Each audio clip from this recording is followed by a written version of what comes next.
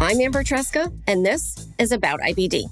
I was diagnosed with ulcerative colitis as a teen and had J-pouch surgery 10 years later. Now, I help people with Crohn's disease and ulcerative colitis understand their disease and feel seen. On About IBD, you'll get real talk on symptoms, treatment, and life with IBD, straight from patients, caregivers, and experts. You'll learn, feel less alone, and even have a laugh along the way. MB, Britt Mooney, is a science fiction and fantasy stories author who believes great stories can change the world.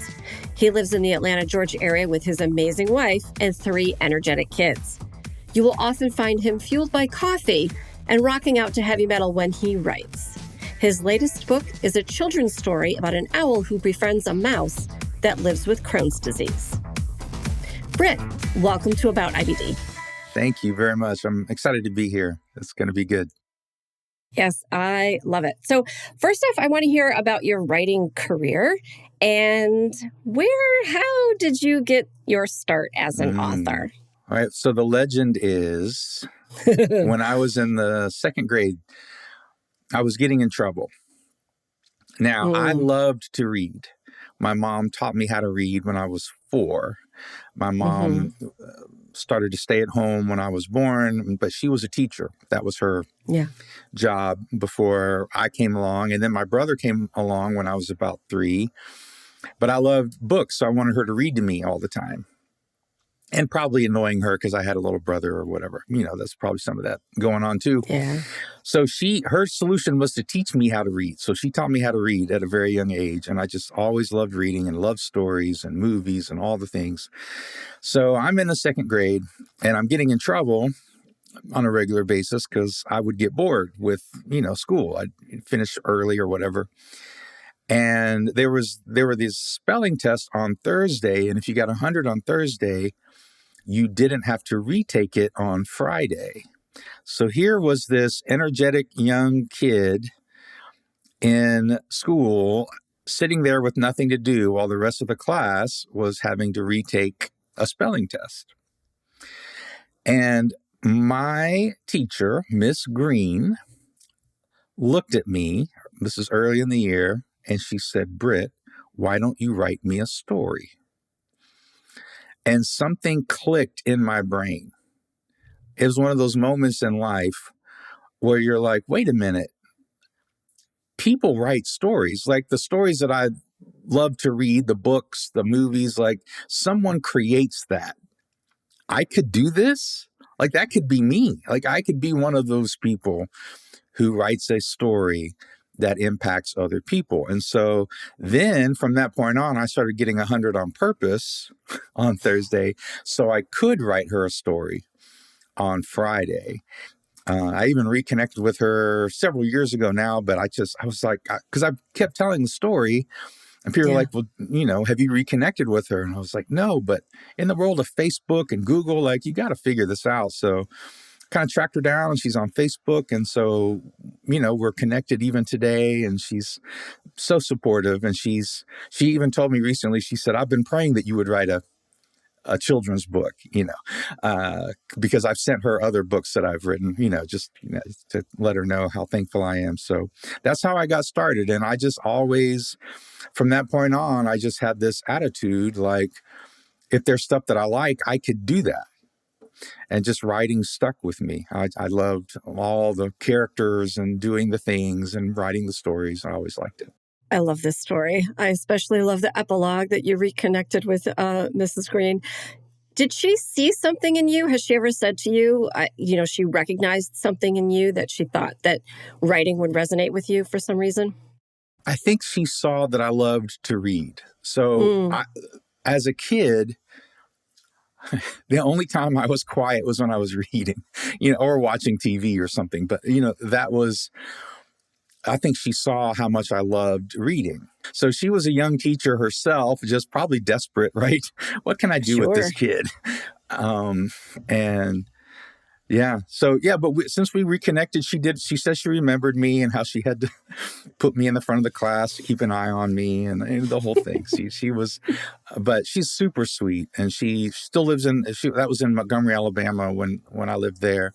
But of course now she's retired, and she and her husband and the whole thing. And so it's just been cool getting to reconnect with her, you know. Yeah, that's such a great story. And I love that it was on her mind that you needed to write a children's book, which has come to pass. It has, You yeah. wrote a book, right? The reason why you're here today is because you wrote a book called The Mouse Who Couldn't Eat Cheese, which is something that will resonate with a lot of my listeners. So what inspired you, though, not to write the children's book so much, but to write a children's book about a character, spoiler, in it who has Crohn's disease? Yeah. So what had happened is at our church, there was a young woman, and her name was Alex, and she had Crohn's disease, and she had a very severe form of it. And her parents were a huge part of our church, volunteered a lot. Her dad was just made coffee every Sunday. They were just very involved in our church. Mm-hmm. And she passed away at around maybe the age of 20 or 21. But she wanted to start a nonprofit, and when she kind of to help kids like her, Mm-hmm. like, and to give them a better experience than she had with the medical industry, and wanted to bring awareness and help people, because she had experienced some things where doctors really didn't know how to handle it, didn't know how to treat her, as happens sometimes, right? And Sure. learned a lot since then, because that was a long time ago, but that was sort of her experience. And so when she knew she was more than likely going to pass, she made her parents promise that they would continue to do something to help. And one of the things that her mom and a friend of hers came up with was, like, to bring awareness, was to write a children's book. And all they had was the title. That's all they had. And they wanted one of the characters to be named Alex, to kind of honor the daughter. And so they came to the only writer they knew, which was the guy who, was writing about killing dragons and cutting heads off of monsters. Yeah. And, they came to that guy Yeah. and asked me if I would write the children's book. And even though I'd never written a children's book, I love children's books. In my estimation, I think a children's book is probably the hardest thing to write well, because people think, oh, it's just short, it's easy, and it's not. It's the exact opposite. Like, in order to make the kind of connection with a kid, but also with adults, right? Because adults are going to buy the book. I mean, there's just a lot to it that's complex. But I had little kids at the time, so this was years ago, but this is about 10 or 11 years ago.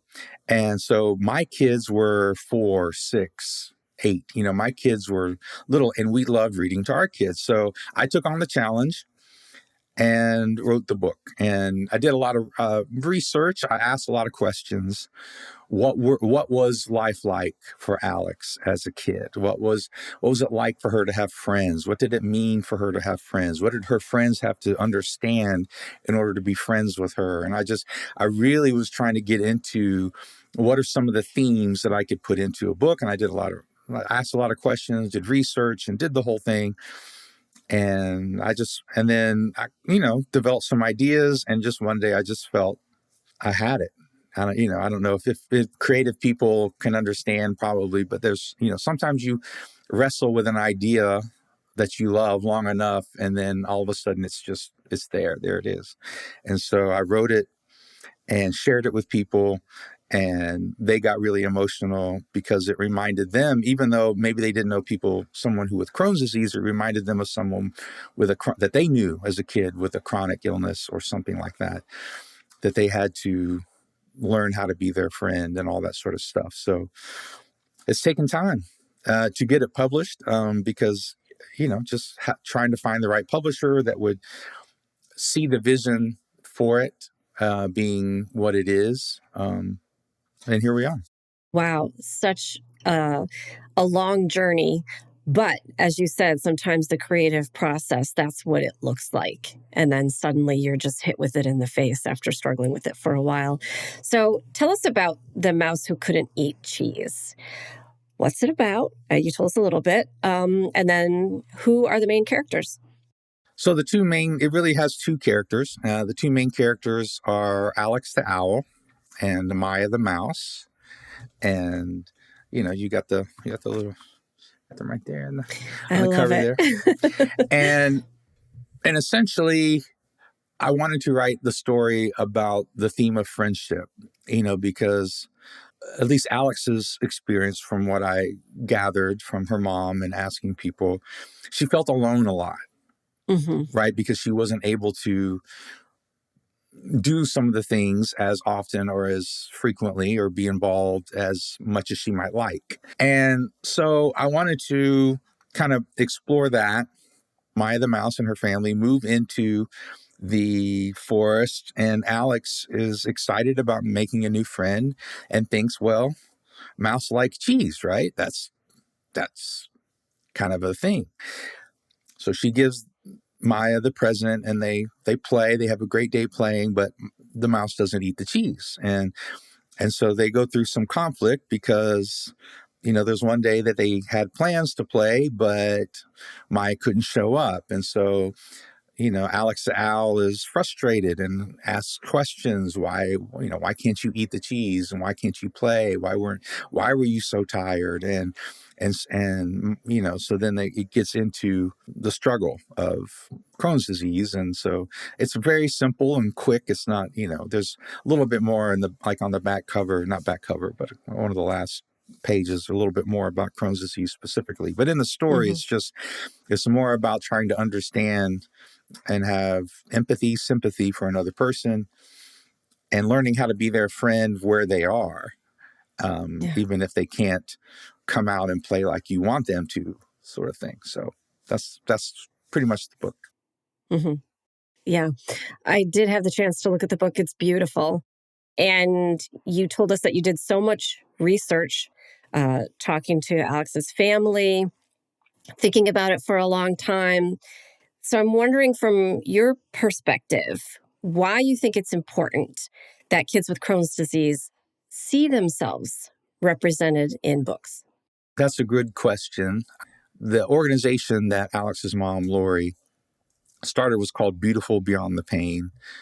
And a big theme with the organization and with the Crohn's community is that this is an unseen disease. In other words, people don't naturally look at you and think you're sick.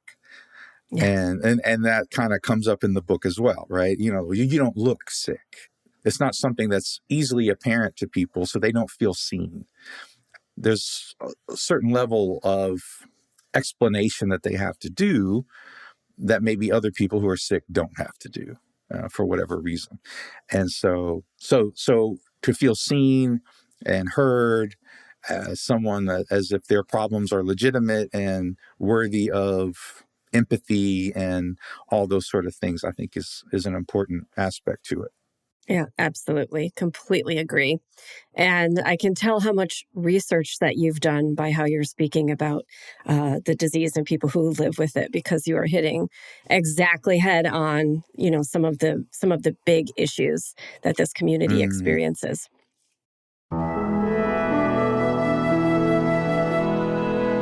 Coming up, Britt tells us what he learned while working on The Mouse Who Couldn't Eat Cheese.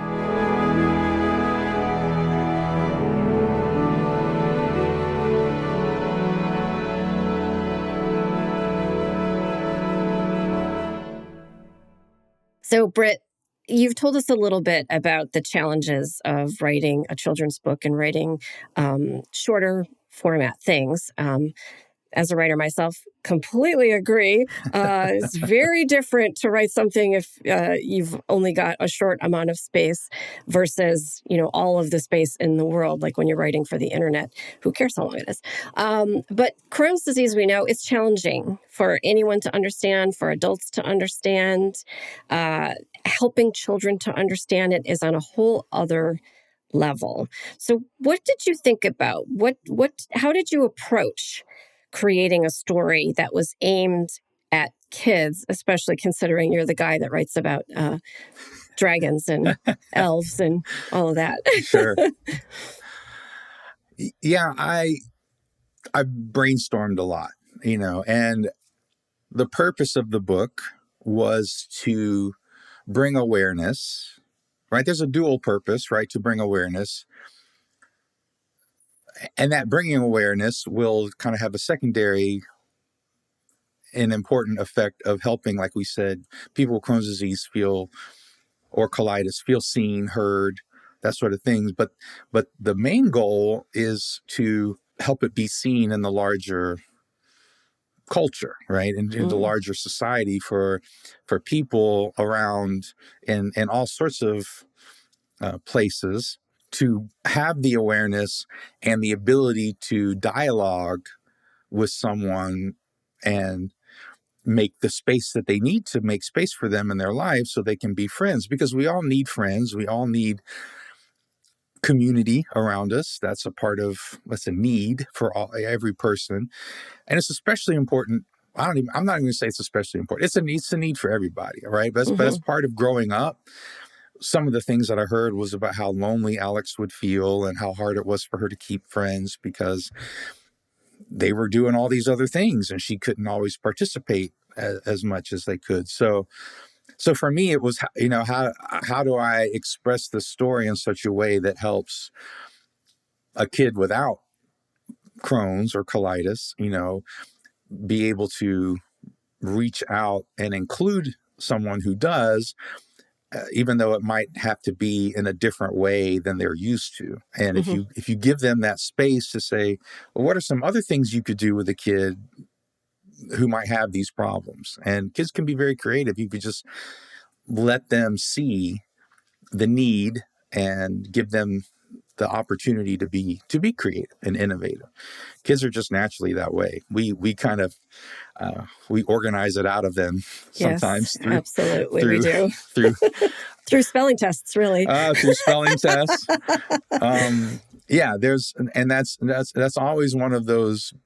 I don't know about balances, but that's always one of those things that my wife and I always tried to be cognizant of with our kids, is because there are things you need to learn. Like, this is how things are spelled. These are things, this did happen in history, or whatever the things are. 2 + 2 does equal 4.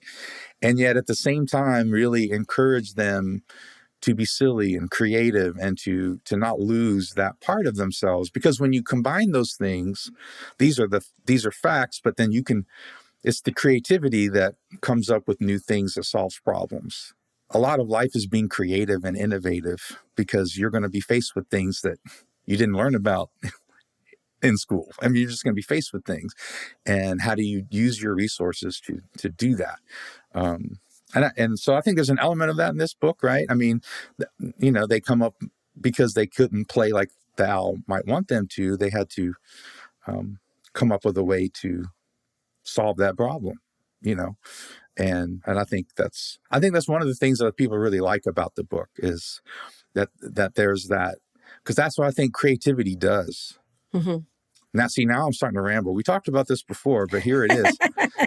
But what creativity does is it gives a third option, because a lot of people live in 2 options and they feel stuck. And creativity says, well, what if there was a third option? What if there was another way?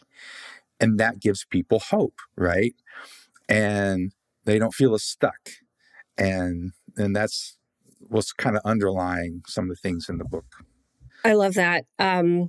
Yeah, I want to ask you about the message that you hope kids take away from The Mouse Who Couldn't Eat Cheese, because now what you're saying is resonating with me specifically, because I do tend to be a little black and white, and I do tend to only see 2 options for things. And yet creativity, problem solving, that's something that can show you a third way or infinite ways, depending on how you look at it. And we hope that people learn how to be critical thinkers and to problem solve. But school doesn't always lend itself to that. But anyway, what message do you hope that kids are taking away? And also, kids who live with Crohn's disease or ulcerative colitis, Or hopefully kids who are not touched by this disease are also reading this book and taking something away from it. What do you hope that is?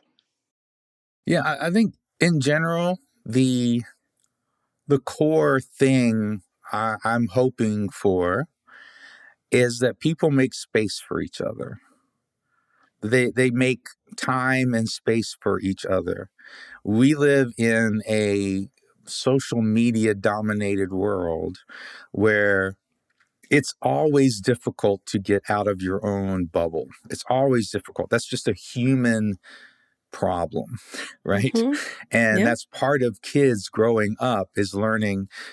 I was just, in one of my explorations of what I could do for the rest of my life before God showed me otherwise was a psychologist, right? So you learn about and as a teacher, you learn about the stages of, human development. And at some point, kids need to get out of their own head, right? They need to get beyond other people exist, right? Yep. Other people have feelings, other people do things, and social media, how can I say this without being too mean, but social media doesn't really do that. No.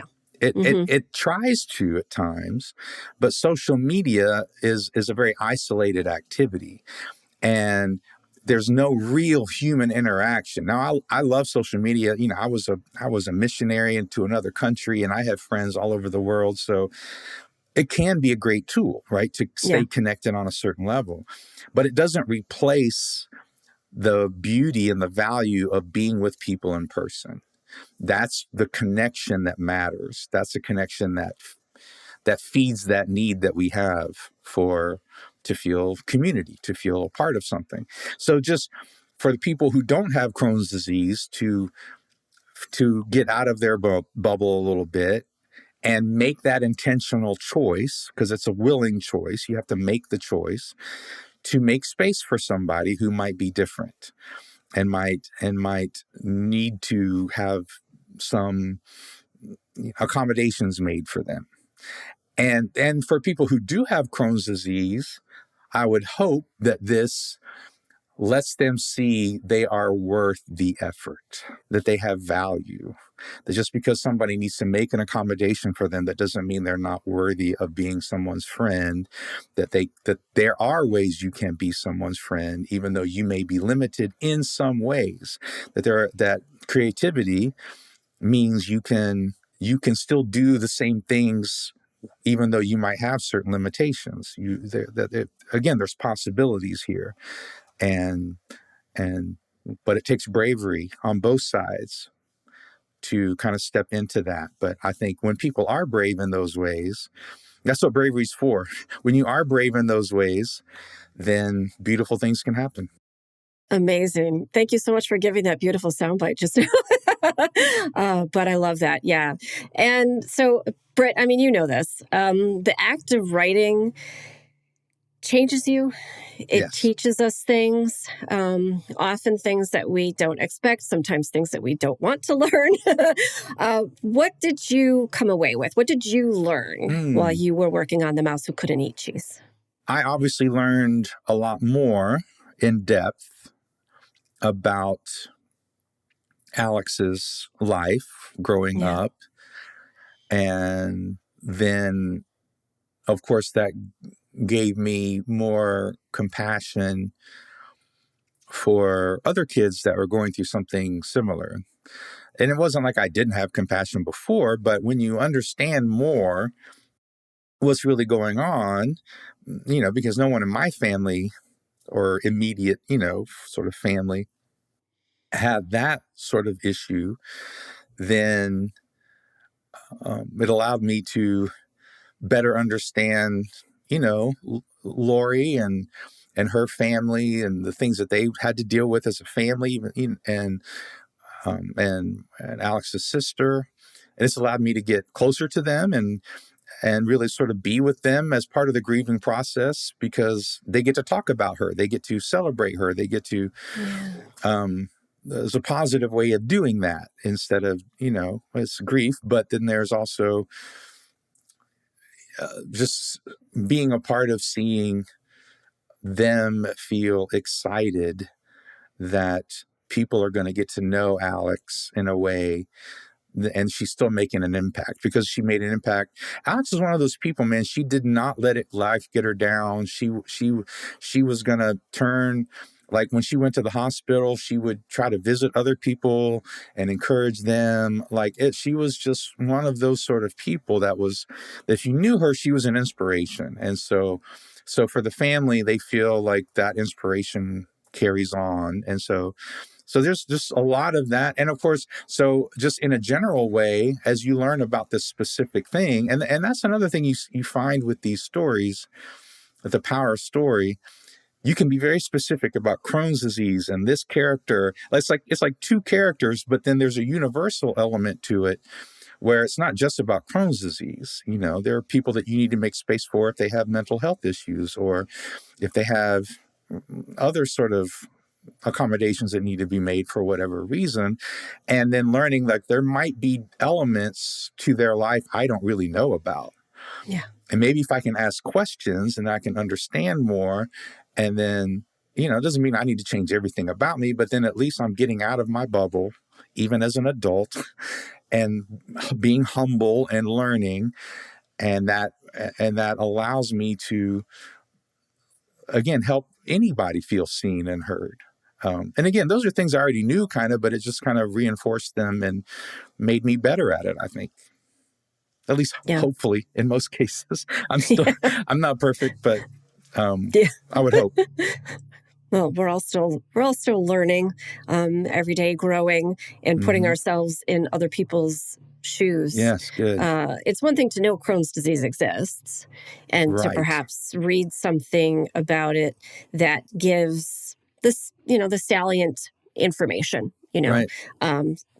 It's another thing to be very close to a family and a person that's living with the disease and understanding it on a very different level. So, yeah. Britt, I want to ask you a question that you might hate. I don't know. You might like it. I don't know. So you've written many other books, as we've talked about briefly. Do you have a favorite? I'm asking you to choose a favorite child. Oh, no. Yeah, that's for sure. Yeah, it's like, you can't pick a favorite child. They're just like I've talked about this book. I have tried to challenge myself with each book I write and challenge myself in a new way to learn new things, to do something different. And along with whatever you want to call it, the inspiration, I call it writing with God, like having him be part of the process. There's always that sort of, even if I am cutting the heads off of monsters, it's still about character. It's still about character and reality and relationships and emotions and understanding. It's still all about those things. I mean, the best science fiction stories, fantasy stories, it's cool. Like the images and stuff that's all cool, but the ones that last are the ones that make you feel something, that make you, that impact you in a real way. So for me, each book does that I've written. And so like with this book or with any of the books I write, when people respond to those parts of it, like, oh, when that character has to deal with this and this conflict with their father or whatever it might be, that really impacted me. And just being able to get that sort of, like I said, that feedback from this book, that those are the special times, because craft is one thing, but if you can connect on a universal level with people, I think that has a lot of power and that's where I think any writer probably, that's where we really like to connect with, for people to say, I know that's specific about Crohn's disease, but like I said, when I first shared it with my writing group 10 years ago, and they remembered a friend of theirs that had cancer that they had to, it's just when you can bring up those sort of universal things. So every book that I've written, I've tried to I've learned about things like that as I've written them, because I've tried to go a little deeper, not just be formulaic and all this sort of stuff. So yeah, it's kind of like my kids, it's like they're all different and they all have their strengths and weaknesses, but I can't pick one, But you love them all equally.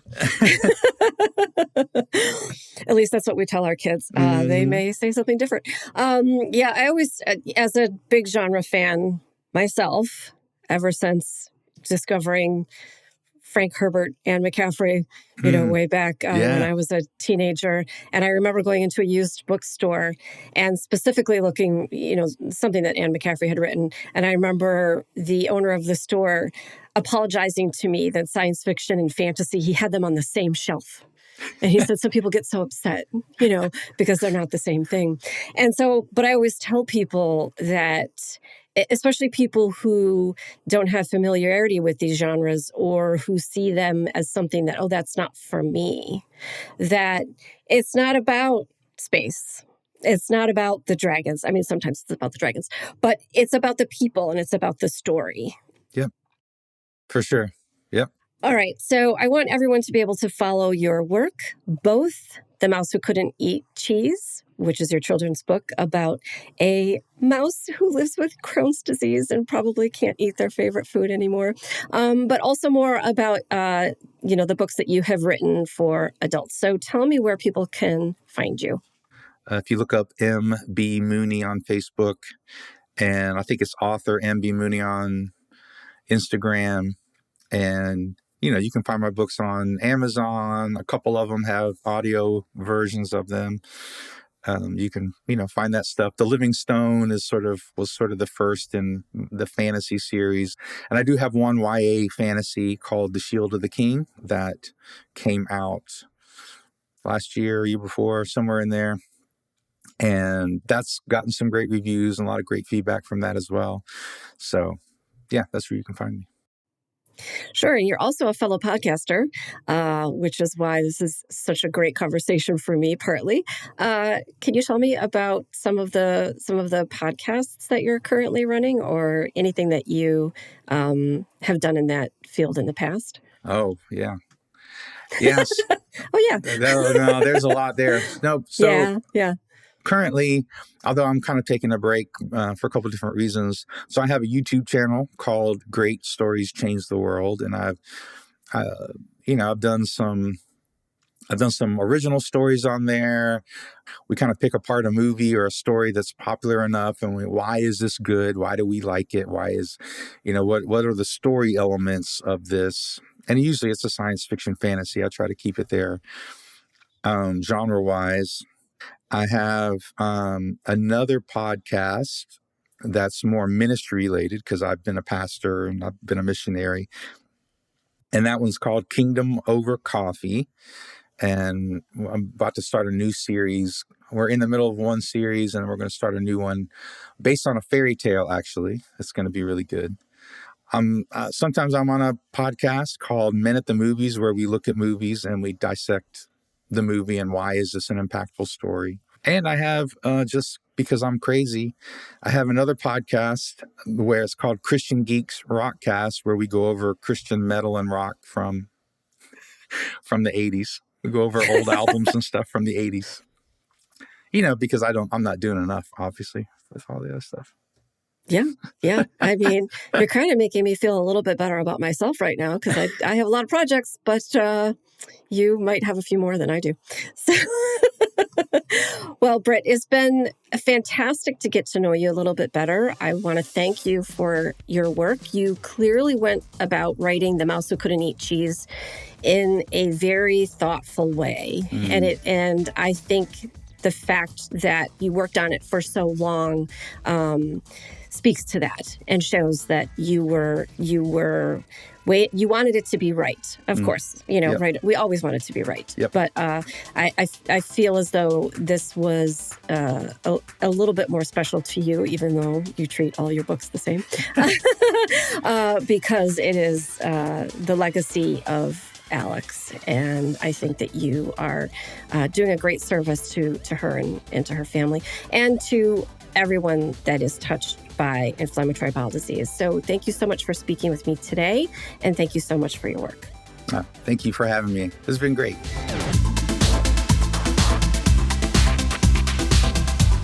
Hey, super listener. Check the show notes to find links and information about the topics discussed in this episode. Plus, get a written transcript and much more on my website, aboutibd.com.